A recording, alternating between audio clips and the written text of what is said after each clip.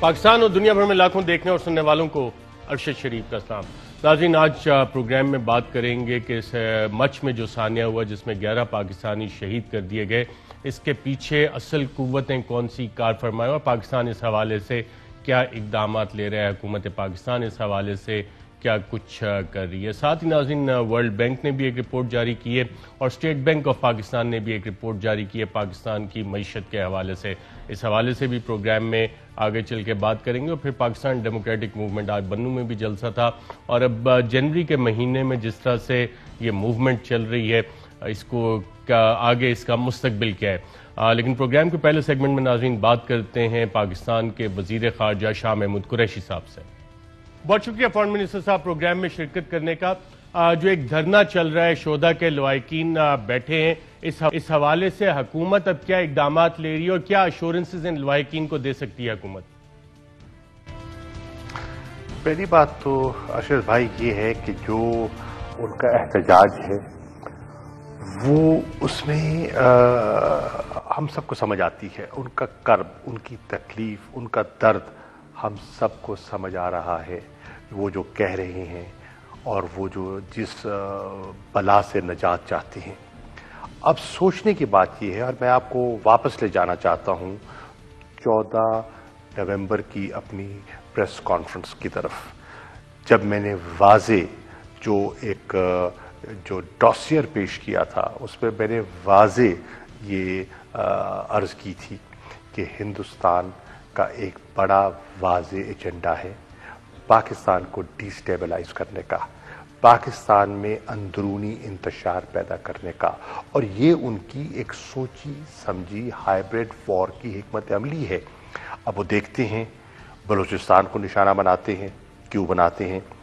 बलूचिस्तान में वो देखते हैं कि हमारा जो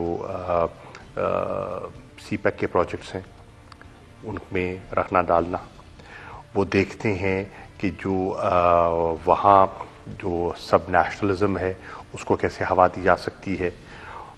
वो देखते हैं कि दो बॉर्डर्स हमारे साथ लगते हैं तो उनको किस तरह हमारे पड़ोस की सरजमीन को वो आसानी से इस्तेमाल कर सकते हैं पाकिस्तान के ख़िलाफ़। और फिर वो देखते हैं कि इस कम्युनिटी को बार बार जो हिट करते हैं, इन मासूम लोगों को, वो एक सेक्टेरियन पहलू को भी हवा देना चाहते हैं। और वो समझते हैं कि अगर निशाना वो हज़ारा कम्युनिटी को बना रही हैं तो उसका जो फैलाव है वो हज़ारा कम्युनिटी तक नहीं रहता, उसका फैलाव पूरे मुल्क में जा सकता है, हर शहर में जा सकता है। तो ये इनका एक बड़ा वाज़े एजेंडा है जिसे हमें समझना है और हमने उसका तदारुक भी करना है। कुछ ऐसी इत्तलात भी मेरे पास हैं जो मज़ीद वो हमें निशाना बना सकते हैं।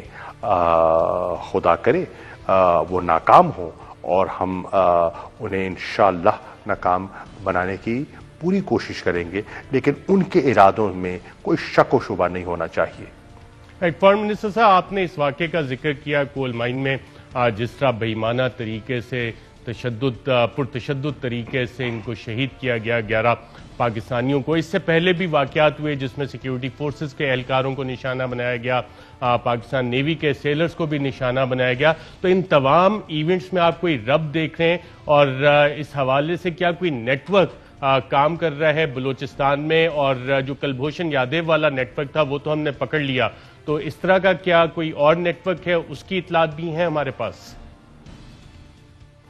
देखिए, वो हर हरबा इस्तेमाल करेंगे पाकिस्तान को और पाकिस्तानियों को परेशान करने के लिए, इसलिए कि इस वक्त हिंदुस्तान बहुत चैलेंजेस से जो है वो में फंसा हुआ है। मकबूजा कश्मीर में सूरत हाल बहुत बिगड़ चुकी है और जो उनके अंदाजे थे, जो उनके जाविये थे, वो सब धरे के धरे रह गए। और जितना कश्मीरी आज एलियनेटेड है, उनसे नाला है, मैं समझता हूँ कि पिछले 72 सालों में हमें वो दिखाई नहीं देता। जितनी आज उनकी मईशत दबाव में है, कोविड के जो उनने फैसले किए, जिस तरह नी जर्क उन्होंने रिएक्शन किया, जिस तरह उन्होंने कुछ अक़लियतों को निशाना बनाया और ख़ास तौर पे मुस्लिम अक़लियत को आप देख रहे हैं दिल्ली में जो कुछ हुआ। चलो गुजरात की बात तो पुरानी हो गई, अभी हालिया दिल्ली में क्या हुआ, जिस किस्म के वो इम्तियाजी कवानीन मुरतब कर रहे हैं, चाहे सिटीजन अमेंडमेंट एक्ट हो, NRC हो, इससे जो उनका जो इमेज मुतासर हुआ है, इंटरनेशनल इमेज मुतासर हुआ है।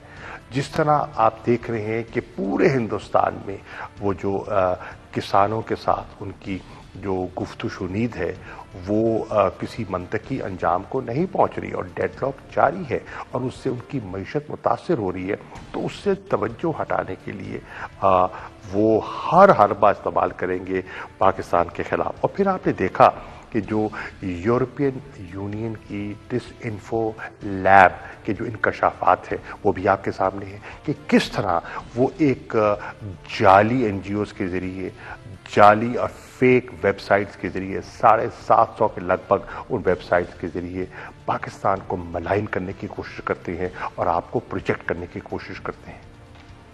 तो फॉरेन मिनिस्टर साहब, आपने यूरोपियन यूनियन डिसइंफो लैब का जिक्र किया, NGOs का जिक्र किया। पिछले दिनों वज़ीर आज़म ने भी इस हवाले से एक मीटिंग बुलाई थी और कुछ डेडलाइंस दी हैं कि पाकिस्तान में भी ऐसी NGOs को आइडेंटिफाई करें जो पाकिस्तान मुखालिफ काम कर रही हैं। क्या ये एक्सरसाइज फॉरेन ऑफिस कर रहा है या कोई और मिनिस्ट्री, किसी और मिनिस्ट्री को इसकी जिम्मेदारी दी गई है?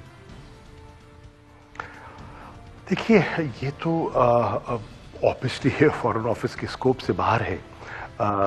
देखने वाली बात यह है कि बहुत सी NGOs काम करती हैं, हमें उनके काम में कोई बेजा रुकावट भी नहीं डालनी, कोई मुजाहिका भी नहीं है, वो काम करती रहे।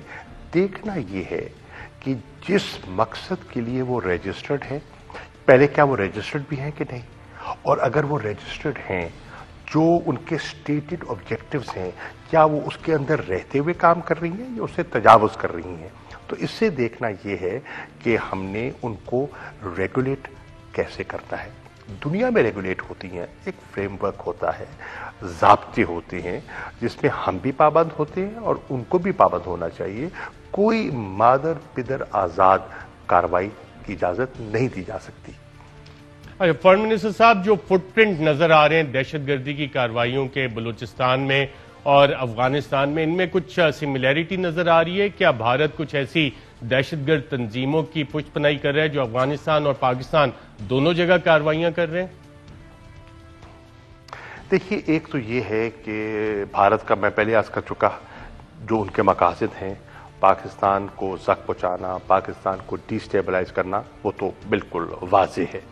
इसके साथ साथ आप ये भी देखिए कि अफगानिस्तान का जो इस वक्त जो अमन का प्रोसेस है वो एक बड़े नाजुक स्टेज में दाखिल हो चुका है।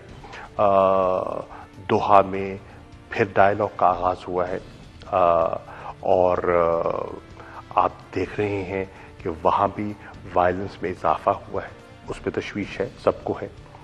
फिर आप देख रहे हैं कि इस प्रोसेस को आगे बढ़ने में कुछ कुव्वतें रुकावट हैं जिनको हम स्पॉयलर्स का नाम देते हैं। वो चाहते हैं कि एक टू फ्रंट सिचुएशन बरकरार रहे।